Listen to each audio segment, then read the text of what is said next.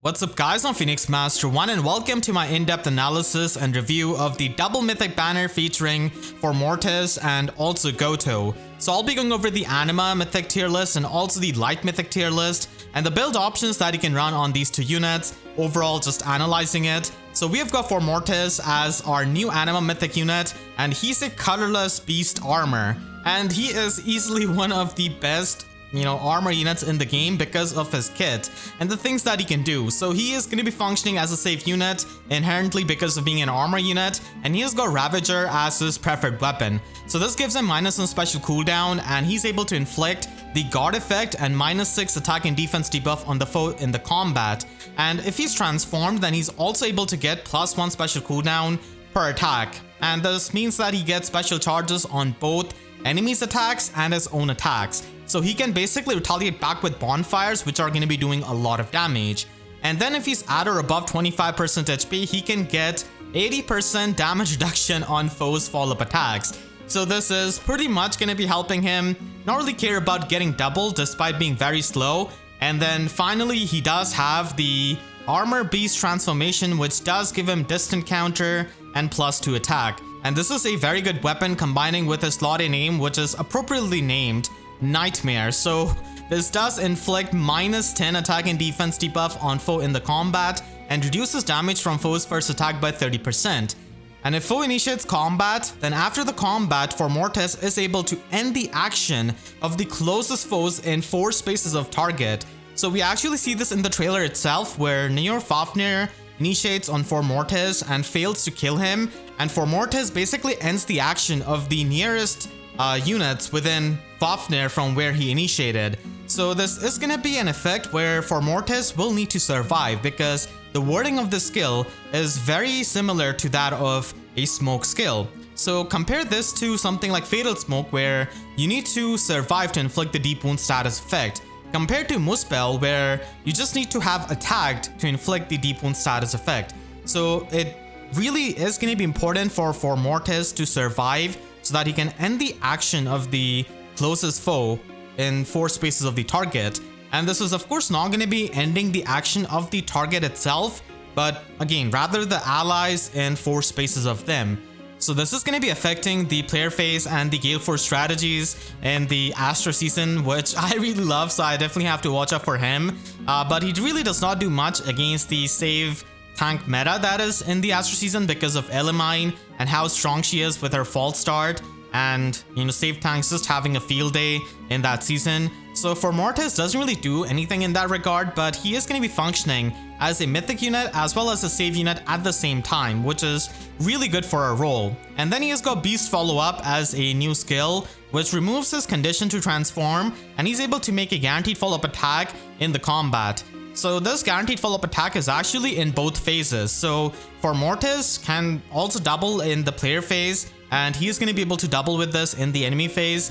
And this is going to be a pretty good skill to give to someone like Flame Tribe Mordecai, for example, because then he's going to be able to have a player phase as well.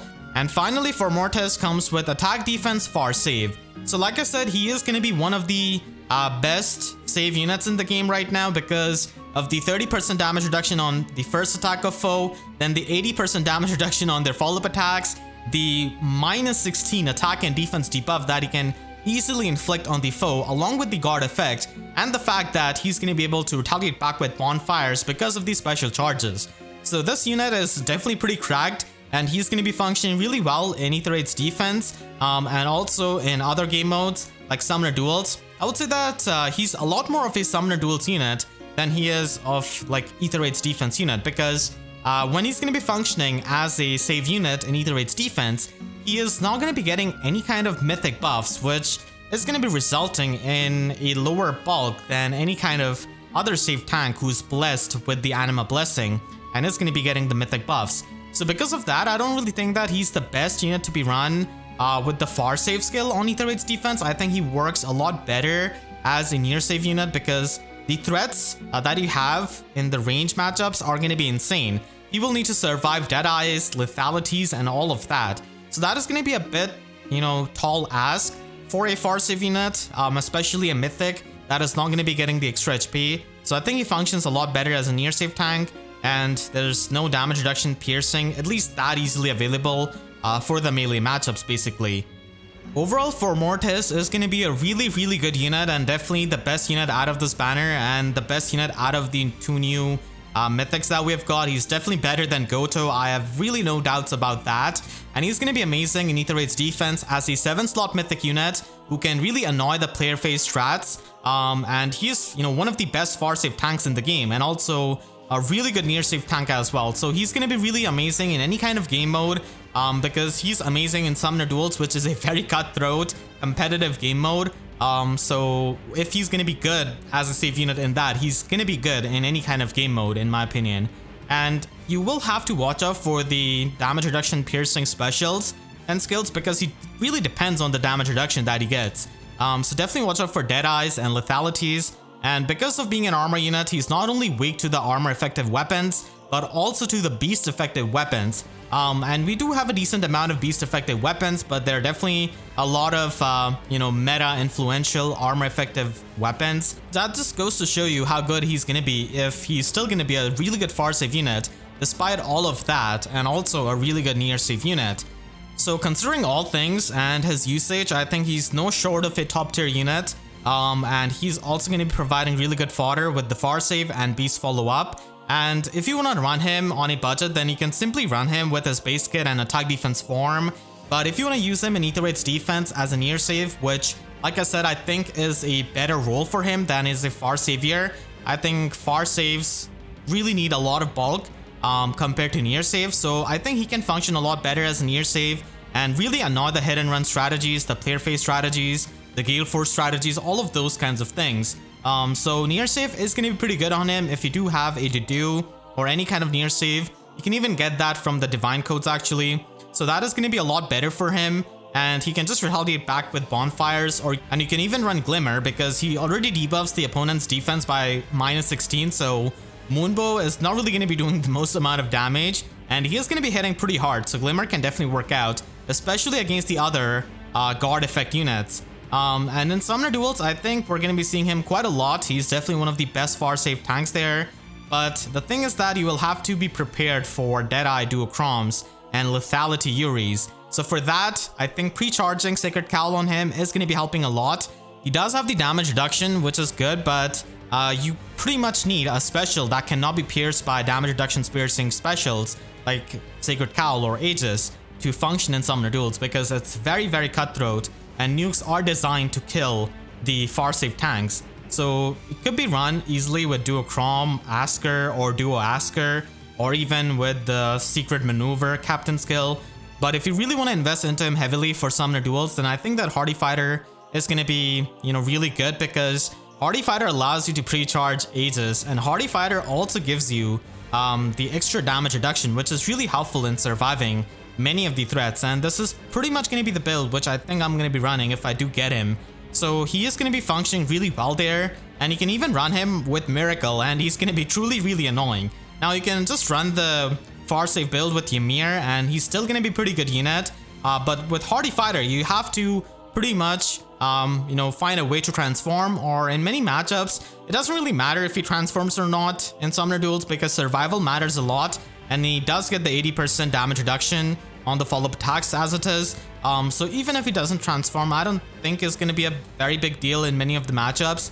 Of course, Ymir is also an option, like I said. And then finally, if he is going to be, plus and merge, and if you're going to be investing very heavily into him, then he should definitely be used in like Arena, because he is going to be a 205 BST scoring unit with a tier 4 slot B skill, like Mystic Boost 4, for example. So that is going to be really good for just functioning as a far save unit, but still at the end of the day, he is going to be a one movement unit in Arena, so it is going to be a bit suffering as it is. But yeah, these are basically your options if you're going to be running Formortiis. In my Anima Mythic tier list, I think I'm definitely going to be putting him in tier 1, because doing the role of a Mythic unit and also a save unit is really amazing for a team. And he is going to be stopping a lot of strategies in terms of the player phase strategies. So I think he can be annoying enough, especially with his slotted skill, which is really a nightmare.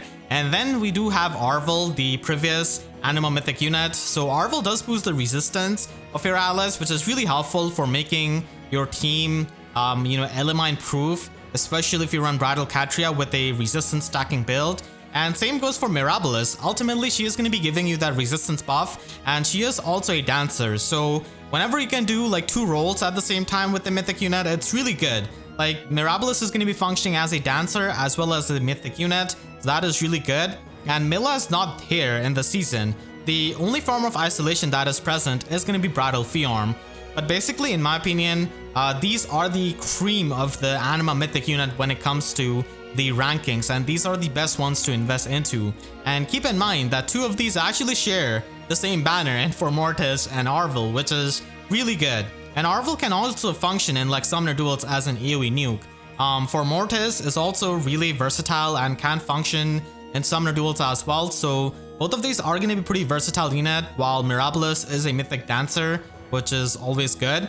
And then in tier 2, I would put the other 7-slot units like AETHER and Seros. So AETHER can function as a 7-slot unit, but having used him a lot, I don't think he's too insane compared to the units above him that are also going to be opening up the 7th slot. So I do like Formortiis and Arvel a lot more if I have the choice. But still, you know, AETHER can function as a pretty good Axe Cavalier with that pre-charged Brutal Shell, and that is always going to be useful in Summoner Duels. Seros unfortunately doesn't really have the threatening aura which the other 7-slot units have above her. So she is going to be providing you the 7th slot, but other than that, she's really not going to be providing. And Wings of Light, her preferred skill, is not the most insane. I guess it could help for Formortiis, just get the extra stats, but still, like, you already have the 7th slot with Formortiis. So at that point, you could just run some other mythic unit. So Seros can function there if you don't really have other units, and she can also function at max investment. With just stacking up the bulk, and she's going to be a lot more tanky than AETHER for sure, and can be put a lot easily on the front lines. And then we move on to tier 3, where we do have Duma and Thrasier. So Duma did get a pretty good weapon refine, and he can also function as a solid Aether defense unit. But the thing is that Elamine is going to be stopping his Upheaval Plus, which is really annoying, and he could be built to stop that, at least in his bonus season. But still, most of the Dumas are still going to be susceptible to Elamine. And he can also function like a save unit at the same time of being an Anima Mythic, kind of similar to Formortiis, but mostly in his bonus season. And then we do have the option of Arcane Grima if you do want the -1 special cooldown to run Aegis. So at max investment, he can definitely function with that. And he's also going to be, a solid armor unit, not just to the degree of Formortiis, of course. And Thrasier can use the new Null Follow-Up Sacred Seal, but she really needs the weapon refine, which is going to be happening next month, and the remix. So I hope that she can turn out to be a really good unit, and she's like the unit of the Anima Mythics where she just rises to the top. I think I would really like that. Unfortunately, rising to the top is going to be pretty hard for the final unit in the Anima tier list, and that is going to be Lift. So he also desperately needs a refine and remix, and he's just so outclassed when it comes to the competition of a sword infantry unit, and also as an Anima Mythic. He doesn't really provide the support, and he doesn't really have that insane combat. He's just way too honest of a mythic unit, and you pretty much need to be degenerate to function as a really good mythic unit, where your team is going to be controlled by the AI. Moving on to Gotoh, we do have him as the other colorless mythic color sharing with Formortiis and Arvel on this banner. And he's the new Light Mythic unit who can boost up the resistance and also open up the 6th slot. So boosting up the resistance is definitely going to be pretty nice, especially for a lot of Omni tanks. And now Omni tanking is a lot more on the table compared to before, because Embla can disable the safe skills, and Gotoh can definitely help you with that, especially with the support that he provides. So he's a colorless infantry mage, and he does come with the Brilliant Starlight weapon as his preferred weapon. So this does give him -1 special cooldown, so Iceberg becomes a 2 cooldown special, and at start of turn, he can give himself and the allies within 2 spaces the +6 defense and resistance buff, and also a status effect which reduces damage from AoE specials by 80%. So this is basically an anti-AoE status effect. Again, keep in mind that this is a status effect, so it could be copied by Bravecrom, and it could be erased by Duothor's Duo Button. So having this kind of immunity to AoE specials and having this kind of damage reduction against them is definitely going to be helping you a lot more in Summoner Duels, where we have Spring Sonia, where we have Duothor, where we have Arvel with AoE special. So I think he's going to be a lot more influential for the Summoner Duels than he is for Aether Raid's offense, because in Aether Raid's offense, you're not going to be facing that many AoE threats. Usually Embla teams don't really have that many AoE units, and it's not really the easiest to charge up the AoE specials of many of the units. So not the most common thing in Aether Raid's defense, but still very good to have, just in case you face that Spring Sonia or do a Thor Edge, something like that. And then he can also get -6 attack and resistance debuff on the foe, and he also has the neutralization to foes' attack and resistance. So this is basically like an advanced version of a lull attack resistance. And he also has null counter disrupt built into his weapon. So he does not really care about the fire sweep effects or the dazzling staff effects, which is definitely pretty refreshing to see and can make him a pretty nice unit against some of the cav lines where, you know, they try to use those kinds of weapons. And then finally, after the combat, he's able to heal up 7 HP. So that is really good for self-sufficiency and just for functioning as a tank. And he is going to be, you know, one of the better ranged tanks that we have seen because of this weapon, and also his slot is scale gift of magic. So if he initiates combat in the player phase, or if he's facing any kind of ranged opponent, then he's going to be inflicting -10 attack and resistance debuff on the foe, and he is also able to make a guaranteed follow-up attack. And if he receives any kind of consecutive attacks, then he's going to be reducing damage from the second attack by 80%. And if the foe is a ranged unit, then he's going to be having the forced foe desperation, so that they are just going to be doubling. And we have seen this before on Brave Ike's Weapon Refine, and he's basically like a magical Brave Ike in that sense, where he forces the opponent's follow-up attacks on himself to get the damage reduction, which is 80%. So he is going to be able to function against a lot of the Embla cav lines, which use a lot of range units and a lot of you know, threats, which are going to be threatening many of the Omni tanks, where Gotoh just comes in and tanks them, or you could even use him as a double tanking unit. So one of the better ways of taking on a cav line is to tank basically on both left and right side of the map, as it is going to be covering, you know, the whole threat range. So having double tanks is definitely going to be pretty nice, and Gotoh can definitely work with that. You know, if Legendary Veronica or any kind of damage reduction piercing special goes off, then he's kind of just dead, because his damage reduction is going to be completely pierceable, which he has in his slotty skill. So you have to watch out for that as a ranged tank. And he has got that to try and help so that the foes are not able to trigger their specials, at least if they do not run a tempo skill. So Guard 4 is a lot better when it comes to its HP threshold. Now it's 25%, and he can also inflict -4 attack debuff on the foe and the guard effect, and get 30% damage reduction from foe's first attack. So it's a lot better defensive skill now, and this can definitely be pretty nice for many of the ranged mages or ranged tanks, I would say, because they wouldn't have to run a stand skill and lock themselves into that skill, and they can just get the guard effect from this and also get the damage reduction. So especially the units which have auto follow-up weapons, or if they're running some kind of arcane weapon with an auto follow-up, they are going to be able to make pretty good use out of Guard 4. Overall, Gotoh is going to be a pretty nice ranged tank as a mythic unit, and his support is going to be pretty good for the Omni tanks if they wanna not get nuked by the AoE specials. But because of his support, I think that he's going to be shining a lot more in summoner duels, because take someone like Brave Dimitri, for example, who is, you know, kind of weak to the AoE specials, and then you give him this kind of support where you have 80% damage reduction versus AoE specials.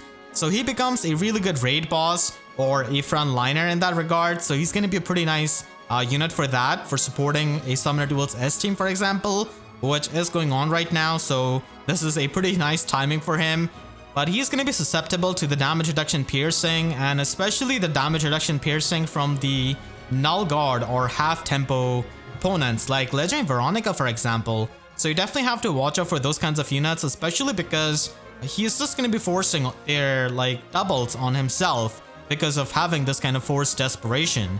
And if you face too many units which have the Bridal Catria effect with the triangle attack, or if they're extremely powerful, then at some point he could die to many of the threats if he is not really able to take on the consecutive hits again and again. And because of being a mythic unit, that is kind of the problem that a lot of these hybrid units run into, where they do not really have the bulk to tank that easily.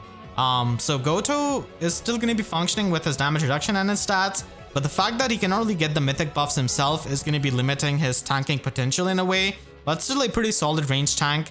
That is going to be really nice against many of the Embla teams. When it comes to my Light Mythic tier list, I would definitely put AETHER in tier 1 because of how amazing he is in any kind of team comp. So his open domain is amazing as a support skill, and he's going to be functioning as a really good Gale Force unit in any kind of tanking team or for pre-charging specials. And he's also really amazing in any kind of game mode, even outside of Aether raids. So I actually did use him a lot in Summoner Duels to reach rank 1 in Summoner Duels R. So he is an amazing frontliner because of the true damage reduction that he gets out of his defense, which is going to be making him really tanky. And then we also have Ashe here. So Ashe's teleportation effect is still really good and is going to be helping you with your mobility, and especially with Aether Raid's Chaos, she is going to be functioning as a pretty good unit there. And even in Summoner Duels, she is going to be useful in many of the team compositions. So overall, Ashe is also going to be a pretty nice unit. I just think that AETHER is a bit better than her and a bit more versatile, but still nonetheless, Ashe is going to be in tier 1. And then finally we have, as you have expected, a Mythic Dancer in tier 1. So Peony is still Peony and she provides amazing orders buff. And I cannot believe it that she's actually going to be receiving the Refine and Remix this year itself. So it is probably not going to be too insane, but still she's going to be a pretty universally useful unit for any kind of team composition, for the orders effect, and for the dance that she can provide as a mythic unit and also as a dancer at the same time. In tier 2, I would definitely put Gotoh. So I don't really think that he's like a tier 1 unit specifically. He is good, but he could be slotted in for some other units, and he is, nice for omni tanking, for providing that anti-AoE damage. So that is a pretty unique status effect that he brings to the table, and he's definitely going to be pretty nice for Summoner Duels S as well. In tier 2, I also have Uller, who is going to be functioning as a pretty good nuke, and she is going to be having the Null Guard effect, which is going to be really helpful against a lot of the modern tanks basically. And she could be running Aether Raid's Chaos as well on your Aether Raid's defense, and if you pair her up with Winter Cordelia or Brattle Catria, then she's going to be able to function even better as a nuke. In tier 3, I do have units which do have their niches, but they're not going to be as good as the units above them. So the first unit here is going to be Dogger, and she's going to be providing that Pathfinder, which is going to be really helpful to many of the player phase teams. And she herself can function in a player phase centric team by running a Gale Force build, and she can even function in Summoner Duels as a frontliner, basically providing that Pathfinder. But I do think that her sister Note is going to be a lot better when it comes to frontlining for Summoner Duels, as she does have the damage reduction and also the better color for tanking stuff like Brave Celeb, for example. So Dagger is going to be pretty fast. The only thing that she's lacking is minus some special cooldown in her weapon. So she will have to run Time Pulse to have a 4 cooldown Gale Force, especially if you're going to be using her as a Wings of Mercy unit. And then we also have Mila here, who's definitely starting to show her age a bit. So she does have the isolation, which depends on defense, and she can also have the Mila's turn wheel effect, which can basically just provide you with an extra turn. So that can help you in the pot collection, but she is not really going to be necessary for all of the teams, and she's a lot more geared towards the enemy phase and the tanking teams. On the offensive teams, she's really not going to be doing much other than like smiting opponents. So isolation is still pretty nice. And then we do have Air. So as someone who actually has a plus 10 Air, and I use her a lot in Aether Raids, I would say that she's mainly going to be useful for tanking teams. For offensive teams, just like Mila, she doesn't really add too much other than running a Temari Dagger and functioning as a smite bot. That's pretty much the most common build that I use on her, as I do run a lot of player phase strategies with Gale Force and such. So Air is really not going to be doing too much there, but with her weapon refined now, she can definitely hit a lot harder, which is much better, and she's definitely going to be functioning a lot better offensively with it. And in the final tier, we do have Freya. Now unfortunately, she's just outclassed when it comes to any kind of Light Mythic role, because she's not really going to be functioning too well as an offensive Mythic unit, and she doesn't really provide any kind of support. And if you want buffs to your attack, then we do have Ashe, right there, providing you the support and also the attack buff. So unfortunately, it's pretty hard for Freya to find her place in the light season. I actually used to use her so much before like Medius came in, and before the save tanks came in. I used her so much for Gale Force, but unfortunately she has definitely fallen off, and she is going to be in the final tier. Another important thing which I need to mention is that now they've made it so that basically a new mythic unit is going to be getting a 4 consecutive bonus weeks. So it is going to be adding to the value if you did pull for them and you're just going to be using them as your bonus mythic unit. And I think that matters a lot more for AETHER defense, especially for the Anima season. And it is going to be a bit annoying in AETHER offense because you really want to have your core mythics as the bonus unit so that you can have more flexibility with your team. So Gotoh is going to be bonus mythic in the light season for 4 weeks, and then Formortiis is going to be the Anima mythic bonus unit for the defense for 4 weeks. So this is a change that they've done, and they didn't really announce this in a video, but actually on Twitter. So I guess this is to incentivize people to pull for the new mythics, because mythic banners have been performing a bit poorly when it comes to like their overall banner performance. So this is probably a way of doing it. So definitely needed to mention that, because if you pull for Formortiis, then you're pretty much, you know, set for 4 weeks where he is going to be a bonus unit. And of course, having 1 copy of every AETHER defense mythic is definitely going to be pretty nice, especially when they are as good as Formortiis and can function well with other mythics and on AETHER defense. Overall, the banner is going to be having amazing value on the colorless pool, having 3 mythic units color share and 2 of them being the Anima Mythic units, and these are really good Anima Mythic units as you can see. And red is also pretty solid with Legendary Veronica, with Regan and Rearmed Lift color sharing. So these 2 are basically the best colors to pick from. And green is going to be extremely lackluster because Freya and Legendary Edelgard do wait for their weapon refines. So if you do want to get Ascended Hilda, then I do think that there are going to be better banners for that. And blue color sharing could be useful depending on if you're going to be merging up Legendary Dimitri or Uller, I think. But still, their fodder is not the craziest. I mean, Uller does provide Deadeye and Life and Death and Time Pulse, so that is something. And then Monica is also there to provide the Tempo skill and the Ideal skill, and she can function pretty well as a blue mage, especially with the Null Follow-Up Sacred Seal that she has got. So I will not be able to make the breakdowns that I do for each unit on a mythic or legendary banner this time, but still I just wanted to go over the overall units. So yeah, colorless value is through the roof right now on this banner, and red is also a pretty solid color. And keep in mind that even if you're trying to pull on this banner, it does last for quite a while, and you're going to be able to see the FEH 6th Anniversary Hero Fest before this banner ends, and you're also going to be able to see the trailer of the Valentine banner, which is going to be happening early next month. And we're also going to be getting a new Heroes banner with likely a new rearmed weapon, and we are going to be getting a new Earth Legendary unit at the end of the month, and I think it could be a colorless unit.